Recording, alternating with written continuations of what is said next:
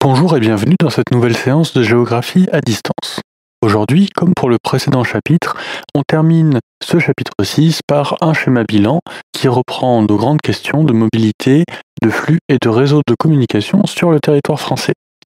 Ce schéma, il est important à reproduire, il est également important à apprendre. C'est important pour vous que vous ayez en tête les grands réseaux de communication en France. Non seulement ça va vous aider pour le bac, et puis ça va vous aider dans la vie aussi de savoir quels sont les réseaux efficaces en France pour prendre d'un lieu à l'autre. Alors comme d'habitude, vous trouverez à la fois le fond de carte et la légende déjà pré-complétée sur l'espace de la classe. Alors on va séparer notre légende en 3 objets différents. D'abord, on va parler des flux qui relient la France à l'Europe et au monde. Donc les flux, c'est ceux qui est échangés, que ce soit des marchandises ou des êtres humains.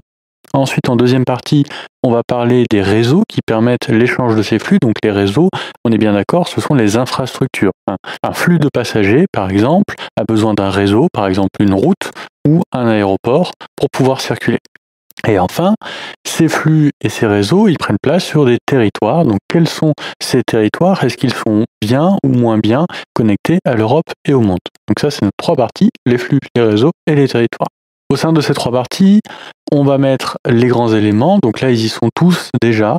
Donc dans le 1, les principaux flux touristiques extra-européens, les principaux flux migratoires internationaux, les flux commerciaux, qui sont principalement maritimes, les principales mobilités résidentielles internes, donc les mobilités où on change de lieu de résidence, et puis les régions d'intense migration transfrontalière. Vous vous souvenez, on avait dit que beaucoup de gens passent la frontière, parfois plusieurs fois par jour, pour aller travailler et habiter dans un pays différent. Dans la deuxième partie, on va avoir les axes majeurs, les axes secondaires, les ports majeurs, les ports secondaires, les aéroports majeurs, les aéroports secondaires, et les liaisons maritimes et aériennes Corse-Continent. Dans notre grand 3, on va voir les espaces bien intégrés aux réseaux internationaux, les espaces bien desservis à l'échelle nationale, mais marginalisés à l'échelle internationale, c'est-à-dire on y accède facilement depuis la France, mais difficilement depuis l'étranger, les espaces en cours d'intégration en Europe, les espaces encore enclavés, ça veut dire séparés du reste du monde, déconnectés, donc ces espaces encore enclavés et mal connectés à l'Europe, et enfin les zones blanches. Vous vous souvenez, on avait vu une carte de la couverture téléphonique, donc les zones qui ne sont pas couvertes par les téléphones et Internet, la 4G, etc. C'est ce qu'on appelle des zones blanches. Alors, une fois n'est pas coutume, on va commencer par la deuxième partie pour choisir les figurés. Alors pourquoi? Tout simplement parce que ce sont des éléments qui apparaissent déjà sur votre fond de carte et qu'on va simplement colorier. Alors, pour axe majeur, axe secondaire, on utilise un gradient à la fois de couleur et de largeur. Pour port majeur, port secondaire, et puis aéroport majeur et aéroport secondaire, on utilise un gradient de couleur. Bleu, bleu clair, et rouge, orange. Classique.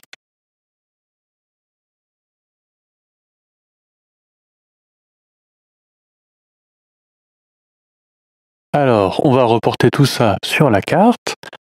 Voilà. Alors, on identifie bien nos axes majeurs.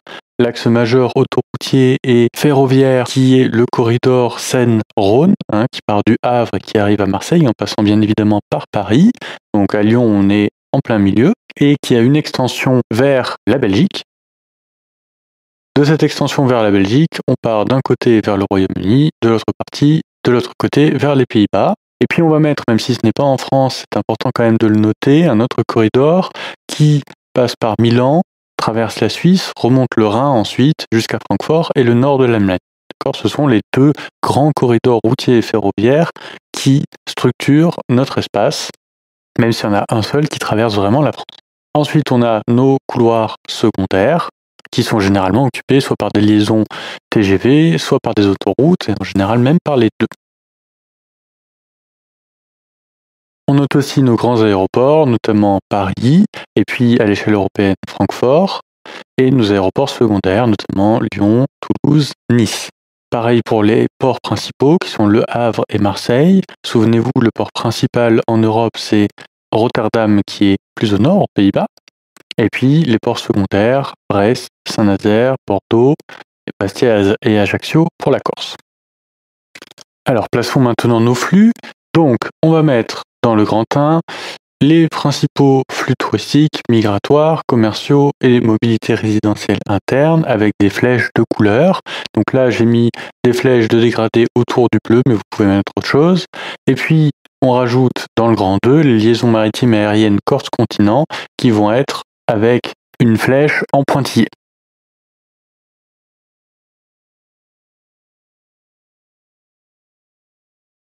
Donc on indique ça sur notre carte. Voilà, je vous laisse recopier. Là, vous voyez pourquoi on le fait ensuite, parce que ça permet d'éviter les grands axes de réseau qu'il fallait bien mettre précisément avant.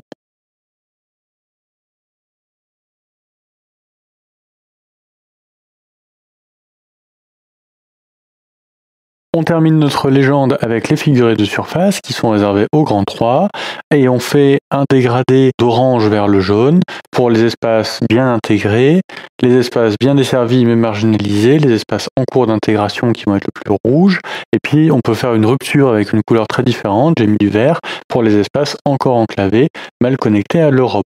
Et puis on met un figuré en hachure pour le dernier puisqu'il peut recouper les autres couleurs. Voilà, je vous laisse reporter ça sur votre carte comme sur le modèle.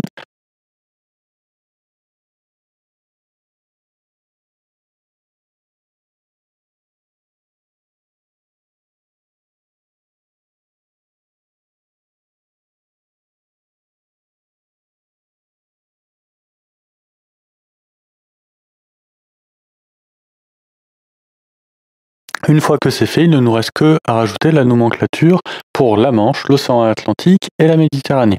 Et on finit cette heure là-dessus. Pour la prochaine fois, vous aurez une évaluation à me remettre. Je vais vous écrire tous les détails dans le message que je vous envoie et puis vous mettre les documents sur l'espace de la classe. On se retrouve la semaine prochaine pour un nouveau chapitre d'histoire et puis on fera une séance de classe virtuelle pour terminer ce thème de géographie. D'ici là, portez-vous bien, à bientôt.